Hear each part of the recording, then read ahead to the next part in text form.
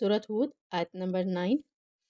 وَلَئِنْ أَذَقْنَا الْإِنسَانَ مِنَّا رَحْمَةً ثُمَّ نَزَعْنَاهَا مِنْهُ، اور یقیناً اگر ہم انسان کو اپنی طرف سے کوئی رحمت چکھائیں پھر اس سے چھین لیں، إِنَّهُ لَيَئُوسٌ کفور، تو بے شک وہ یقیناً نہایت نا امید اور بے حد ناشکرہ ہو جاتا ہے.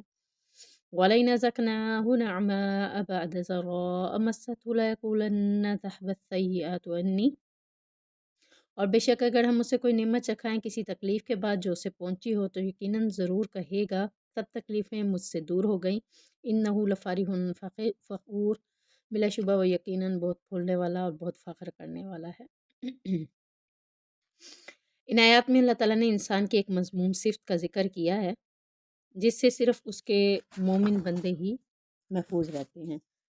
مذموم صفت کون سی ہے کہ اللہ تعالیٰ جب کسی انسان کو نعمت دے کر پھر کسی سبب سے اس سے چھین لیتا ہے تو فوراً ہی وہ اس کی رحمت سے نا امید ہو جاتا ہے اور ناشکری اور اس کی برائی کرنے پر اتر آتا ہے.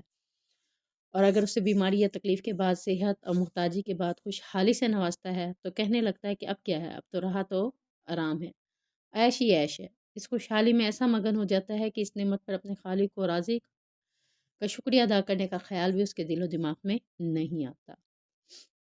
یعنی یہ صفت جو مضموم بتائی گئی ہے یہ کس میں ہے؟ انسان میں تو ہے لیکن مومن میں نہیں ہے. انسان میں اللہ تعالیٰ نے کون سی صفت بتائی ہے کہ سب سے پہلے تو اس سے اللہ تعالیٰ اگر کسی نعمت کو دے کر چھین لے تو اللہ کی رحمت سے نا امید اور ناشکرہ ہو جاتا ہے. دوسری بات بتائی ہے کہ اگر بیماری یا صحت کے بعد اللہ تعالیٰ کچھ خوشحالی یا صحت دے دیتا ہے تو یہ بجائے اللہ کا شکر ادا کرنے کے آرام میں آ جاتا ہے، راحت میں آ جاتا ہے، خوشحالی میں آ جاتا ہے اور خوشی میں اس قدر مگن ہو جاتا ہے کہ رب کا شکر کرنا، رب کی عبادت کرنا بھی بھول جاتا ہے. اگلی آیت میں اللہ تعالیٰ فرماتے ہیں إِلَّا الَّذِينَ صَبَرُوا وَعَمِلُوا الصَّالِحَاتِ، مگر وہ لوگ جنہوں نے صبر کیا اور نیک عمل کیے، أُولَٰئِكَ لَهُم مَغْفِرَةٌ وَأَجْرٌ كَبِيرٌ، یہ وہ لوگ ہیں جن کے لیے اللہ تعالیٰ نے بہت بڑی بخشش اور بہت بڑا اجر تیار کر رکھا ہے.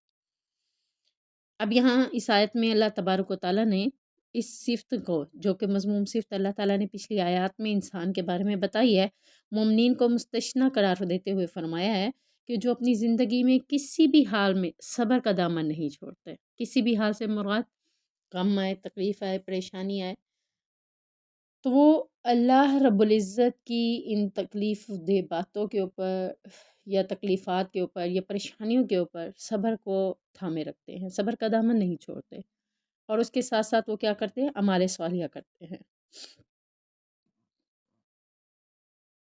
تو یہاں اللہ تبارک و تعالیٰ نے فرمایا کہ مومنین تکلیف کی حالت میں صابر بھی ہوتا ہے اور آرام کی حالت میں رب کے شکر گزار بھی ہوتا ہے. ہر حال میں عمل صالح کرنا اس کا شیوا ہوتا ہے. وہ نہ مصیبت کے وقت جزا فضا کرتا ہے اور نہ ہی عیش و آرام کی حالت میں اس طرح ترنگ میں آ جاتا ہے کہ خوشی میں آ جاتا ہے کہ وہ اللہ کو بھول جائے. اللہ تعالیٰ نے اپنے نیک بندوں سے مغفرت کا بھی اور اجر کریم کا وعدہ بھی کیا ہے. اب یہاں ہمیں پتہ چلتا ہے کہ مومن کی کیفیت کیا ہونی چاہیے. اگر ہم مومن ہیں تو ہمیں تکلیف اور مشکلات میں کیا کرنا چاہیے؟ صبر کا دامن نہیں چھوڑنا چاہیے اور مصیبت کے وقت ہمیں جزا و فضا بھی نہیں کرنی چاہیے بلکہ صبر کرنا چاہیے. صبر مصیبت کے پہلے وقت کا نام ہے. جیسے مصیبت ہے ہا ہو وویلا کرنے کی بجائے بلکہ انسان کو اللہ کا شکر ادا کرنا چاہیے اور صبر کرنا چاہیے. اسی طرح جب وہ عیش و عشرت میں آتا ہے تو اللہ تبارک و تعالیٰ فرما رہے ہیں کہ نیک بندوں سے اللہ تبارک و تعالیٰ نے اس بات کا بھی اظہار کیا ہے کہ وہ جب عیش و آرام میں آتا ہے تو تب بھی وہ اللہ کا ذکر کرنا نہیں بھولتا بلکہ اللہ کو کثرت کے ساتھ تب بھی یاد کرتا ہے. حدیث میں آتا ہے کہ نبی کریم صلی اللہ علیہ وسلم نے فرمایا، نماز نور ہے، صدقہ دلیل ہے، صبر روشنی ہے اور قرآن دلیل ہے تیرے حق میں یا تیرے خلاف. اب دیکھیں اس حدیث میں بھی اللہ تعالیٰ کیا بتا رہے ہیں کہ صبر کیا ہے؟ انسان کے لیے روشنی کا باعث بن جاتا ہے. صدقہ دلیل ہے اس بات کی کہ اللہ تبارک و تعالیٰ سے صدقہ بھی اللہ تبارک و تعالیٰ سے کہے گا تیرا بندہ دنیا میں مال ہوتا یا نہیں ہوتا تھا، تیرے راستے میں خرچ کرتا تھا تو آج اس کے حق میں میرے حوالے سے گواہی کو قبول کر لے. یعنی وہ بھی مغفرت کی اور قرآن بھی انسان کی مغفرت کے حق میں بولے گا. اسی طرح دوسری حدیث میں آتا ہے کہ رسول اللہ صلی اللہ علیہ وسلم نے فرمایا، مومن کی مثال پودے کی پہلی نکلی ہوئی ہری شاخ جیسی ہے کہ جب بھی ہوا چلتی ہے اسے جھکا دیتی ہے، پھر وہ سیدھا ہو کر مصیبت برداشت کرنے میں کامیاب ہو جاتا ہے۔ یعنی یہاں کیا مثال دی ہے؟ پودے سے، پودے کی پہلی نکلی ہوئی ہری شاخ جیسی۔ کس کی مثال ہے؟ مومن کی۔ دیکھیے جب ہوا چلتی ہے تو شاخ جو ہے وہ تھوڑی سی جھک جاتی ہے، یعنی ہوا کو اللہ تعالیٰ نے کس سے تشبیہ دی ہے؟ مصیبت سے، کہ جب بھی اس کے اوپر آزمائش آتی ہے، مصیبت آتی ہے تو وہ اللہ کے آگے کیا کرتا ہے؟ جھک جاتا ہے، اور پھر جھکنے کے بعد جب وہ کھڑا ہوتا ہے سیدھا ہو کر تو مصیبت برداشت کرنے میں کامیاب ہو جاتا ہے، کہ اللہ تعالیٰ اس کی قوت بن جاتا ہے۔ وہ اللہ سے مدد مانگتا ہے تو اللہ تعالیٰ اس کی قوت بن جاتا ہے۔ اسی طرح اسی حدیث میں دوسرے الفاظ کیا ہے کہ فاجر و بدکار کی مثال صنوبر کے درخت جیسی ہے کہ وہ سخت ہوتا ہے اور سیدھا کھڑا رہتا ہے، یہاں تک کہ اللہ تعالیٰ جب چاہتا ہے اسے اکھاڑ کر پھینک دیتا ہے۔ یعنی فاجر و بدکار کیسا ہوتا ہے؟ وہ جھکتا نہیں ہے، ہوا چلے، مصیبت آئے، پریشانی آئے، کوئی بھی معاملہ آئے، وہ اللہ کے سامنے نہیں جھکتا، بلکہ کھڑا رہتا ہے سیدھا سخت، اور پھر اللہ تعالیٰ اسے اکھاڑ کر پھینک دے تو ایک الگ بات ہے، لیکن وہ اللہ کے سامنے جھکتا نہیں ہے۔ اور حدیث میں آتا ہے کہ نبی کریم صلی اللہ علیہ وسلم نے فرمایا کسی مسلمان کو کوئی تکلیف نہیں پہنچتی مگر اللہ تعالیٰ اس کے ذریعے سے اس کے گناہوں کو جھاڑ دیتا ہے، جس طرح خزاں میں درخت کے پتے جھڑ جاتے ہیں۔ تو اب اس حدیث سے کیا پتہ چلتا ہے کہ انسان کے اوپر جب کوئی مصیبت آتی ہے، یہ پریشانی آتی ہے، یہ تکلیف آتی ہے، اس سے کیا ہو جاتے ہیں؟ گناہ معاف ہو جاتے ہیں، جھڑ جاتے ہیں، اگر وہ اس تکلیف کے اوپر صبر کرتا ہے۔ آپ صلی اللہ علیہ وسلم نے فرمایا مسلمان کو اگر کوئی کانٹا بھی چبھتا ہے یا کانٹے سے بڑھ کر یا اس سے بھی کم کوئی تکلیف اسے پہنچتی ہے تو اس کے عوض اس کے لیے ایک درجہ لکھ دیا جاتا ہے اور اس کا ایک گناہ مٹا دیا جاتا ہے۔ یعنی تکلیف سے، کانٹے کے چبھنے سے انسان کی تکلیف جو ہوتی ہے اس پہ جب وہ صبر کرتا ہے تو اس کے عوض بھی اس کا ایک درجہ بھی بڑھ جاتا ہے اور ایک گناہ بھی مٹ جاتا ہے۔ پیچھے ہم نے آیت میں بھی یہی پڑھا ہے نا کہ اللہ تعالیٰ کہتا ہے میں بخشش بھی کر دیتا ہوں اور اجر عظیم بھی عطا کر دیتا ہوں۔ اسی طرح نبی کریم صلی اللہ علیہ وسلم نے ایک دیہاتی سے کہا کیا تو کبھی ملدم کی بیماری میں مبتلا ہوا ہے؟ دیہاتی نے عرض کی ملدم کون سی بیماری ہے؟ آپ صلی اللہ علیہ وسلم نے فرمایا جلد اور گوشت کے درمیان گرمی کو ملدم کہتے ہیں، یعنی بخار۔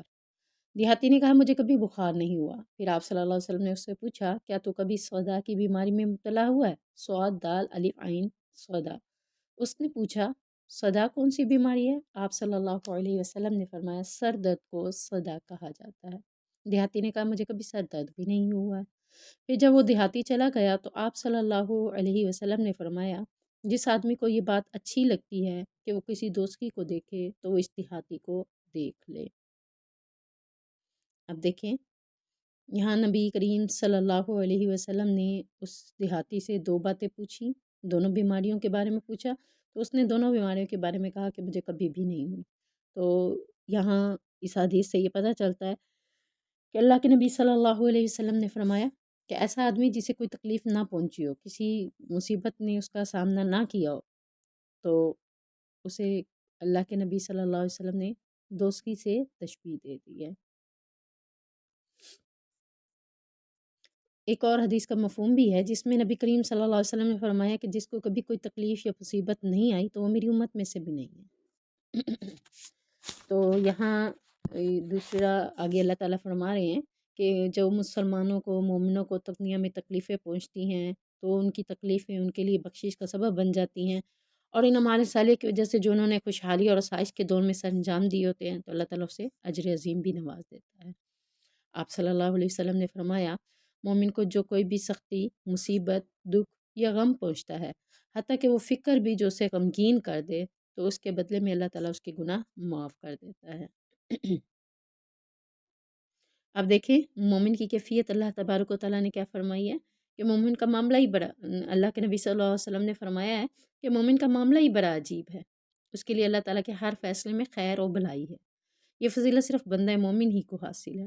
وہ اس طرح کہ اگر اسے خوشی اور راحت و سکون ملے تو وہ شکر کرتا ہے، اور شکر کرنا اس کے لیے بہت بہتر ہے، اور اگر سختی و تکلیف آ جائے تو وہ صبر کرتا ہے، اور صبر کرنے میں بھی اس کے لیے خیر و بھلائی ہی ہے۔ اللہ تعالیٰ ہمیں ایسا مومن بننے کی توفیق دے جو مصیبت کے وقت صبر کرنے والا ہو اور خوشی اور راحت کے وقت شکر کرنے والا ہو۔ فَلَعَلَّكَ تَارِكٌ بَعْضَ مَا يُوحَىٰ إِلَيْكَ وَضَائِقٌ بِهِ صَدْرُكَ أَن يَقُولُوا لَوْلَا أُنزِلَ عَلَيْهِ كَنزٌ أَوْ جَاءَ مَعَهُ مَلَكٌ إِنَّمَا أَنتَ نَذِيرٌ وَاللَّهُ عَلَىٰ كُلِّ شَيْءٍ وَكِيلٌ۔ پھر شاید تو اس کا کچھ حصہ چھوڑ دینے والا ہے جو تیری طرف وحی کی جاتی ہے، اور اس کی وجہ سے تیرا سینہ تنگ ہونے والا ہے کہ وہ کہیں گے کہ اس پر کوئی خزانہ کیوں نہ اتارا گیا، یا اس کے ساتھ کوئی فرشتہ کیوں نہ آیا۔ تو صرف ڈرانے والا ہے اور اللہ ہر چیز پر نگران ہے۔ اب یہاں نبی کریم صلی اللہ علیہ وسلم کو تسلی بھی دی جا رہی ہے اس آیت میں، اور کفار کے اعتراضات کے بارے میں بھی بتایا جا رہا ہے۔ کفار کیا اعتراضات کرتے تھے کہ اگر تو نبی ہے تو تیری نبی کی صداقت کی گواہی دینے کے لیے آسمان سے کوئی فرشتہ کیوں نہیں اترا، یا اللہ تعالیٰ نے خزانہ کیوں نہیں بھیج دیا، یا کوئی باغ ہی کیوں نہیں اگا دیا۔ یہ اس طرح کے اور بھی کئی اعتراضات تھے جو وہ کیا کرتے تھے۔ کفار مکہ نے نبی کریم صلی اللہ علیہ وسلم سے بار بار اس طرح کے اعتراضات کرتے تھے، تو اللہ تبارک و تعالیٰ نے ان سوالوں کے بارے میں نبی کریم صلی اللہ علیہ وسلم سے کہا کہ اے نبی، جب کفار یہ سوال کرتے ہیں تو ان کے سوال تجھے دل برداشتہ کر دیتے ہیں، اور آپ صلی اللہ علیہ وسلم کو تسلی دیتے ہوئے کہا کہ ایسا گزشتہ انبیاء کے ساتھ بھی ہوتا رہا ہے۔ ان کو قوم نبیوں نے جھٹلایا تو انہوں نے صبر کیا، اس لیے آپ بھی صبر سے کام لیجئے اور دل برداشتہ ہو کر اور کافروں کا دل رکھنے کے لیے قرآن کریم کی ان آیتوں کی تبلیغ سے رکنا جائیے جنہیں کفار سننا ہی نہیں چاہتے۔ آپ کا کام تو اللہ کے پیغام کو پہنچا دینا ہے، آسمان سے نشانیاں نازل کرنا اللہ تبارک و تعالیٰ کے اختیار میں ہے۔ اگر آج کے ساتھ ہم اس آیت کو ریلیٹڈ کریں تو آج بھی بہت سے لوگ دین کو سننا نہیں چاہتے۔ ہم جب انہیں دین کے بارے میں بتانا چاہتے ہیں تو کئی ایسے سوالات کر لیتے ہیں جن سوالوں کے معاملات میں ہم الجھ کر دل برداشتہ ہو کر انہیں دین کی تبلیغ کرنا بھی چھوڑ دیتے ہیں۔ تو دیکھیں کفار مکہ بھی یہی کرتے تھے، تو اللہ تبارک و تعالیٰ نے ان کو نبی کریم صلی اللہ علیہ وسلم کو بتایا کہ اے نبی، تم نے کفار کی باتوں پر دل برداشتہ ہو کر یہ دین پھیلانا چھوڑ نہیں دینا، بلکہ دین کی تبلیغ آپ کا کام ہے۔ تو اسی طرح آج بھی ہم سے کوئی اسی طرح کی باتیں کرتا ہے تو ہم اس سے دل برداشتہ ہو کر دین کی دعوت دینا نہ چھوڑ دیں، بلکہ یہ کام تو ہم نے انشاءاللہ کرنا ہی ہے۔ اللہ تعالیٰ ہماری مدد فرمائے۔ رسول اللہ صلی اللہ علیہ وسلم مشرکین کی اس طرح کی باتوں سے دل آزادہ ہو جایا کرتے تھے۔ اس مقام پر اللہ تعالیٰ نے نبی کو تسلی بھی دی ہے اور رہنمائی بھی فرمائی ہے۔ رہنمائی کیا فرمائی ہے کہ آپ ان کی باتوں سے دل برداشتہ ہو کر دعوت اللہ کے کام کو چھوڑ نہ دیں، بلکہ اپنے مشن کی تکمیل کے لیے دن رات مصروف رہیں۔ ام یقولون نفترا، یا وہ کہتے ہیں کہ اس نے اسے گڑھ لیا ہے۔ اب یہ ایک اور اعتراض ہے، جس اعتراض کے بارے میں پچھلے اعتراضات کے ساتھ ملایا جائے تو یہ اعتراض کیا ہے کہ وہ قرآن کے بارے میں کہتے تھے کہ نبی کریم صلی اللہ علیہ وسلم نے اسے خود سے گھر لیا ہے، اللہ کی طرف سے نازل نہیں ہوا۔ تو اللہ تبارک و تعالیٰ نے اس کے جواب میں انہیں کہا قُلْ فَأْتُوا بِعَشْرِ سُوَرٍ مِثْلِهِ مُفْتَرَيَاتٍ وَادْعُوا مَنِ اسْتَطَعْتُم مِّن دُونِ اللَّهِ إِن كُنتُمْ صَادِقِينَ۔ کہہ دیجیے نبی کریم صلی اللہ علیہ وسلم، پھر اس جیسی 10 صورتیں گھڑی ہوئی لے آؤ، اور اللہ کے سوا جسے بلا سکتے ہو بلا لو، اگر تم اپنی بات میں سچے ہو۔ دیکھیں کفار مکہ فصاحت و بلاغت میں بہت زیادہ تھے، تو اللہ تبارک و تعالیٰ نے ان کو قرآن مجید معجزہ دیا، شعر و شاعری بہت زیادہ کرتے تھے، طرح طرح کی کتابیں بھی لکھتے تھے۔ تو اللہ تبارک و تعالیٰ نے ان کے اوپر قرآن کو جب نازل کیا تو انہوں نے کہا کہ یا تو اسے اجمی آ کے سکھا جاتا ہے، یا پھر یہ خود ہی سے بنا بنا کر گھر کر جس طرح کہانیاں گھڑی جاتی ہیں، تو نبی کریم صلی اللہ علیہ وسلم خود سے گھر کر ہمیں یہ ساری باتیں بتاتے ہیں۔ تو اللہ تبارک و تعالیٰ نے نبی کریم صلی اللہ علیہ وسلم کو کفار کے لیے جواب دیتے ہوئے کہا کہ آپ ان کفار سے کہیے کہ اللہ تبارک و تعالیٰ کہتا ہے کہ اگر میں نے دنیا میں نبی کریم صلی اللہ علیہ وسلم نے یہ کتاب خود سے گھڑ لی ہے تو آپ اس جیسی 10 صورتیں تو بنا کر لاؤ، اللہ کے سوا جس کو بھی اپنے ساتھ ملانا سکتے ہو ملا دو۔ ساری دنیا کے لوگ مل کر بھی تم اس کتاب کو بنانا چاہو تو کبھی بھی تم اس طرح کی ایک صورت بھی نہیں بنا سکتے۔ فَإِن لَّمْ يَسْتَجِيبُوا لَكُمْ فَاعْلَمُوا أَنَّمَا أُنزِلَ بِعِلْمِ اللَّهِ وَأَن لَّا إِلَٰهَ إِلَّا هُوَ۔ بس اگر وہ تمہاری بات قبول نہ کریں تو جان لو کہ صرف اللہ کے علم سے اتارا گیا ہے، اور یہ کہ اس کے سوا کوئی معبود نہیں۔ فَهَلْ أَنتُم مُسْلِمُونَ، تو کیا تم حکم ماننے والے ہو؟ اب یہاں پر جب وہ اللہ کے قرآن کے معجزے کو خود سے کوئی صورت بنا نہ سکے تو اللہ تبارک و تعالیٰ نے ان کے بارے میں کیا فرمایا کہ جب وہ اس طرح کی تمہاری کوئی بھی بات کو قبول نہ کرے، یعنی کوئی بھی صورت نہ بنا سکیں، تو صحابہ کے بارے میں کیا کہا جا رہا ہے؟ تو صحابہ کو جان لینا چاہیے کہ یہ اللہ کی طرف سے علم اتارا گیا ہے۔ یعنی مسلمانوں، اگر کفار عرب تمہارے اس چیلنج کا جواب نہ دے سکیں تو مسلمانوں کے علم و یقین میں اضافہ اور پختگی آ جانی چاہیے کہ وہ ایسا کبھی بھی نہیں کر سکتے، اس لیے کہ قرآن کا معجزانہ نظم اور اس کی ترتیب کسی انسان کے بس کی بات نہیں ہے۔ یہ اللہ کی طرف سے آخری نبی محمد رسول اللہ صلی اللہ علیہ وسلم کو عطا کیے جانے والا سب سے عظیم معجزہ ہے۔ جیسا کہ حدیث میں بھی آتا ہے کہ نبی کریم صلی اللہ علیہ وسلم نے فرمایا، ہر نبی کو جیسا معجزہ دیا گیا اسی قدر اس پر ایمان لایا گیا۔ یہ فرمایا اسی قدر لوگ اس پر ایمان لائے، اور مجھے تو قرآن مقدس کی وحی دی گئی ہے جو اللہ تعالیٰ نے میری طرف بھیجی ہے، اس لیے مجھے امید ہے کہ قیامت کے دن میرے پیروی کرنے والے لوگ تمام انبیاء کے پیروکار سے زیادہ ہوں گے۔